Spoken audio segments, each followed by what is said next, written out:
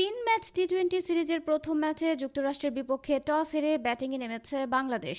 অপেক্ষাকৃত দুর্বল প্রতিপক্ষ হলেও শক্তিশালী একাদশ নিয়ে মাঠে শান্ত বাহিনী। যদিও ইনজুরির কারণে দলে নেই পেসার তাসকিন আহমেদ। হিউস্টনের প্রেইরি ভিউ ক্রিকেট কমপ্লেক্সে ম্যাচটি শুরু হয়েছে বাংলাদেশ সময় রাত 9টায়। টি-20 বিশ্বকাপে যুক্তরাষ্ট্রের মাটিতে গ্রুপ পর্বে শ্রীলঙ্কা ও দক্ষিণ আফ্রিকার বিপক্ষে ম্যাচ খেলবে বাংলাদেশ।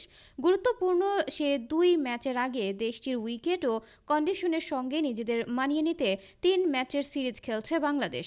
অপেক্ষাকৃত দুর্বল প্রতিপক্ষ হলেও স্বাগতিকদের বিপক্ষে ম্যাচকে বেশ গুরুত্ব দিয়েই দেখছে টিম টাইগার, যার কারণে প্রথম ম্যাচে শক্তিশালী একাদশ নিয়ে নেমেছে লাল সবুজের প্রতিনিধিরা। ফলে বিশ্বকাপের রিজার্ভ দলে থাকা আফিফ হোসেন ও হাসান মাহমুদের সুযোগ মেলেনি।